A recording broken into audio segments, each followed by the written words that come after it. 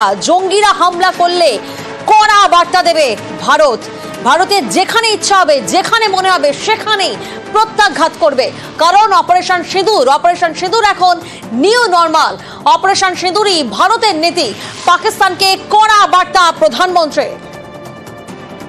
ये युग युद्ध का नहीं है, लेकिन ये युग आतंकवाद का भी नहीं है।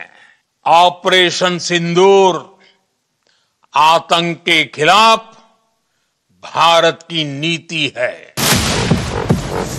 কাশ্মীরে জঙ্গি হানা বদলা নিয়েছে ভারতীয় সেনা। অপারেশন সিঁদুর শুরুর পর প্রথম ভাষণ, রণংদেহী মেজাজে নরেন্দ্র মোদী।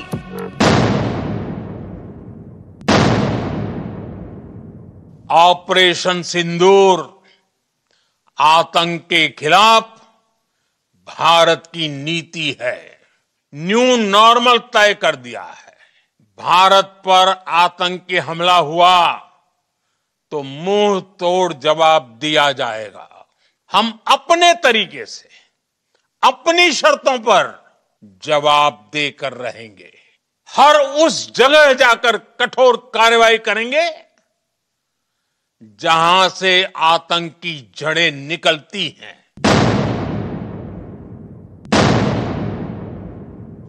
कोई भी न्यूक्लियर ब्लैकमेल भारत नहीं सहेगा। न्यूक्लियर ब्लैकमेल की आड़ में पनप रहे आतंकी ठिकानों पर भारत सटीक और निर्णायक प्रहार करेगा। हम आतंक की सरपरस्त सरकार और आतंक के आकाओं को अलग अलग नहीं देखेंगे।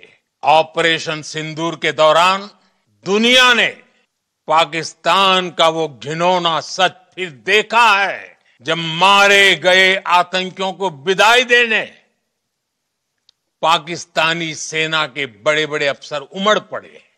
स्टेट स्पॉन्सर्ड टेररिज्म का ये बहुत बड़ा सबूत है।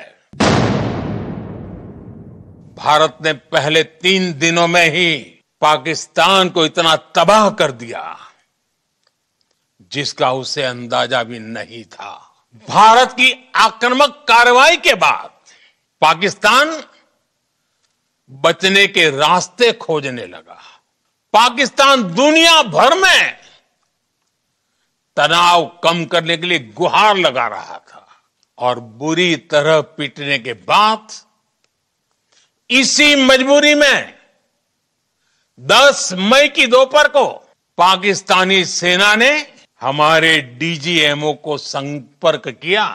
तब तक हम आतंकवाद के इंफ्रास्ट्रक्चर को बड़े पैमाने पर तबाह कर चुके थे।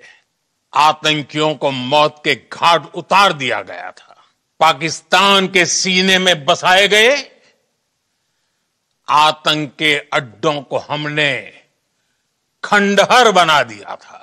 इसलिए जब पाकिस्तान की तरफ से गुहार लगाई गई, पाकिस्तान की तरफ से जब ये कहा गया कि उसकी ओर से आगे कोई आतंकी गतिविधि और सैन्य दुस्साहस नहीं दिखाया जाएगा, पाकिस्तान की तरफ से जब ये कहा गया कि उसकी ओर से आगे कोई आतंकी गतिविधि और सैन्य दुस्साहस नहीं दिखाया जाएगा, तो भारत ने भी उस पर विचार किया। आने वाले दिनों में हम पाकिस्तान के हर कदम को इस कसौटी पर मापेंगे कि वो क्या रवैया अपनाता है। भारत पर आतंकी हमला हुआ तो मुंह तोड़ जवाब दिया जाएगा। भारत का मत एकदम स्पष्ट है। टेरर और टॉक एक साथ नहीं हो सकते। टेरर और ट्रेड एक साथ नहीं चल सकते और पानी और खून भी एक साथ नहीं बह सकता। अगर पाकिस्तान से बात होगी तो टेररिज्म पर ही होगी। अगर पाकिस्तान से बात होगी तो पाक ऑक्युपाइड कश्मीर पीओके उस पर ही होगी। पाकिस्तानी फौज, पाकिस्तान की सरकार जिस तरह आतंकवाद को खाद पानी दे रहे हैं, वो एक दिन पाकिस्तान को ही समाप्त कर देगा। पाकिस्तान को अगर बचना है तो उसे अपने टेरर इंफ्रास्ट्रक्चर का सफाया करना ही होगा।